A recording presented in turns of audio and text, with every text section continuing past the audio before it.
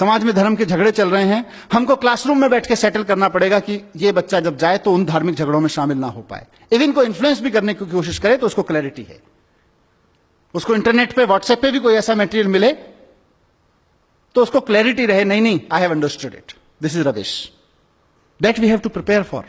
धर्म के जाति के झगड़े हैं, क्षेत्रवाद के झगड़े हैं, क्रिटिकल नहीं है। 5000 साल पहले जिसने कुछ कह दिया उसी को माने बैठे हैं। नया करने की क्षमता पैदा नहीं हो रही है हमारे बच्चों में। आप देखिए कितने बच्चे हैं जो नया पैदा कर सकते हैं, नया सोच सकते हैं, क्योंकि नया करने के लिए रिस्क चाहिए, रिस्क लेने की क्षमता चाहिए, और रिस्क लेने की क्षमता हम लोग नहीं पैदा कर पा रहे हैं बच्चों में। क्योंकि हम जब पैदा कर पाएंगे तो हमारी क्लास में पढ़ने वाले 40 बच्चों में से कम 38 के बीच होनी चाहिए। अभी तो 38 में से 40 में से 2 के बीच है, उसके बहुत सारे और संयोग कारण हो सकते हैं। क्योंकि जब क्लासरूम से रिवॉल्यूशन से पैदा होगा, कॉन्फिडेंस पैदा होगा, नया करने की जिजीशा पैदा होगी, हिम्मत पैदा होगी, तो वो 40 में से 38 बच्चों की में पैदा होगी कम से कम। और उसका नतीजा क्या हो रहा है? एक नेशन जो अपने आप में कॉन्फिडेंट नहीं है, एक सोसाइटी जो अपने आप में अपने थॉट्स पे कॉन्फिडेंट नहीं है, अपने थॉट्स के प्रति क्रिटिकल, अपनी कन्वेंशंस के प्रति क्रिटिकल नहीं है, कुछ नया करने की हिम्मत नहीं जुटा पा रही है। 1500 साल पहले आर्यभट्ट ने कहा था शून्य है, शून्य की खोज की उसने किया, और हमने 1500 साल क्या किया? हमने 1500 साल गाना गाया, जब जीरो दिया मेरे भारत ने दुनिया को तब गिनती आई। हमने गाना गाया, और उसी शून्य का 1500 साल पहले जिस हिंदुस्तान ने शून्य का आविष्कार किया, उसी शून्य का इस्तेमाल अमेरिका और यूरोप के साइंटिस्ट ने करके पूरा साइबर वर्ल्ड उस शून्य में खड़ा कर दिया।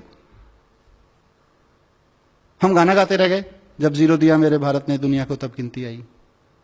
उन्होंने साइबर वर्ल्ड खड़ा कर दिया। आज वो ट्विटर चलाते हैं, फेसबुक चलाते हैं, गूगल चलाते हैं, यूट्यूब चलाते हैं, हम अपने लड़के लड़कियां नौकरी करने भेजते हैं उनके यहां पे, और हम कहते हैं कि हम तो बहुत महान देश थे पहले से। हम अच्छा हमने किया है, काफी कुछ किया है, ऐसा नहीं है कि एजुकेशन में कुछ नहीं हुआ। मैं with due respect to every educator मैं कहना चाहता हूं कि एजुकेशन की आज तक की बहुत अचीवमेंट हैं। आज मैं अगर आपके सामने खड़ा होकर इस मंच से बोल पा रहा हूं और आप में से कोई इस बात को लेकर क्वेश्चन नहीं कर रहा है कि ये जो आदमी इतनी बड़ी बड़ी बातें यहां कर रहा है इसका धर्म और जाति क्या है, वो एजुकेशन की अचीवमेंट है आज हमारे यहां। आज आपके सामने कोई आदमी इंटरनेट यूज करता है और आपके मन में कभी भी यह सवाल नहीं उठता, मतलब आपके माने समाज के मन में, समाज में किसी के मन में यह सवाल नहीं उठता है कि इंटरनेट यूज करने वाले की जाति क्या है, जरा पूछ के तो देख लें, इस जाति के लोगों की हिम्मत कैसे हुई इंटरनेट यूज करने की। आज ये क्वेश्चन नहीं बचा है समाज में, वो एजुकेशन की वजह से है। 500 साल पहले गुलाम खरीदना और रखना या गुलाम की तरह बिकना समाज की स्वीकृति में था। आज कोई भी व्यक्ति इस बात को स्वीकार करने को तैयार नहीं है अपने सामने किसी गुलाम को बिकते हुए देखकर। खुद के लिए गुलाम होकर बिकना या खुद के लिए गुलाम खरीदना तो अलग छोड़ दीजिए, ये एजुकेशन की अचीवमेंट है। लेकिन जहां नहीं पहुंचे वहां का चर्चा करना जरूरी है। जो छूट गया एजुकेशन से वो बहुत क्रिटिकल है और वो बहुत स्लो है।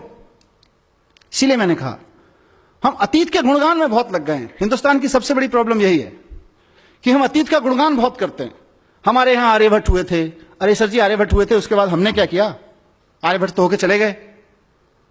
मुझे कई बार लगता है कि अगर आइंस्टाइन हिंदुस्तान में पैदा हुए थे तो हिमालय में एक मंदिर बना देते हम लोग उसका, और समझा रहे होते अपने बच्चों को 14 कोस की परिक्रमा है, सीधे चले जाओगे, पेट के बल लेट के जाओगे तो जल्दी साइंस समझ में आ जाएगी। पैदल जाओगे तो इतने दिन लगेंगे साइंस समझने में, हेलीकॉप्टर से चले गए तो इतने दिन लगेंगे साइंस समझने में। मैं किसी धर्म और किसी मान्यता का अपमान नहीं करना चाहता हूं, उनकी सबकी एक साइंस है। हमने अपनी साइंस के चक्कर में वो साइंस भी खो गई। हम सिर्फ 40 रट रहे हैं, आइंस्टाइन 40, आर्यभट्ट 40, और हम 40 का देश बन गए हैं। हम नया सोचने की क्षमता खत्म कर दी है। तो मैं इस सभा के माध्यम से, जैसा मैंने शुरू में कहा कि एक बहुत बड़ा स्वार्थ मुझे यहां पे खींच के लाया है, और मेरा वो स्वार्थ है साथियों, मेरा एक सपना है कि इस देश की पॉलिटिक्स में एजुकेशन एक बड़ा मुद्दा बने, इस देश की सोच में एजुकेशन एक बड़ा मुद्दा बने। मैं एक ऐसे दिन का सपना देख रहा हूं कि हमने बड़े बड़े तरह के इलेक्शन देखे हैं। हम आ गए तो गरीबी हटा देंगे, हम हटा गए तो हिंदुओं को राज दे देंगे, हम आ गए तो मुसलमानों को राज दे देंगे, हम आ गए तो सिख इनका ये कर देंगे, उनका ये कर देंगे। हमने अलग अलग तरीके के अलग अलग रीजनल विज़ावी नेशनल इलेक्शंस में अलग अलग मुद्दे देखे हैं। मैं चाहता हूं कि इस देश में इस बात पर डिबेट हो और पॉलिटिकल पार्टीज आके खड़ी हों और कहें कि अगर हम आ गए तो हम एजुकेशन को यहां लाके खड़ा करेंगे, उस पर इलेक्शन लड़े जाएं। गलत सपना तो नहीं देख रहा जी? इस सपने को मैं अकेला नहीं सच कर सकता। इस सपने को मैं आप जैसे लोगों के साथ मिलकर सच कर सकता हूं। इस सपने को सच करने के लिए मुझे क्या मतलब, हमें एज ए नेशन हम लोगों को एक बहुत बड़ी डिबेट की जरूरत पड़ेगी, बहुत बड़े डिस्कोर्स की जरूरत पड़ेगी। जो अलग अलग डिस्कोर्सेज में उलझे हुए लोग हैं, फंसे हुए लोग हैं, उनको सबको लाके इस प्लेटफॉर्म पे, इस पैराडाइम पे लाके खड़ा करने की जरूरत पड़ेगी। आइए बाद में बात कर लेंगे तुम्हारे धर्म के झगड़ों के बारे में, आइए पहले एजुकेशन के बारे में बात करते हैं।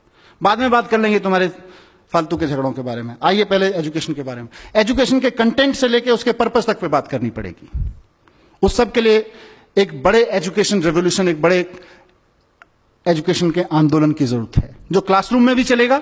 क्योंकि सबसे बढ़िया चीज इसमें यह है कि आपके पास में जंतर मंतर सजा हुआ है।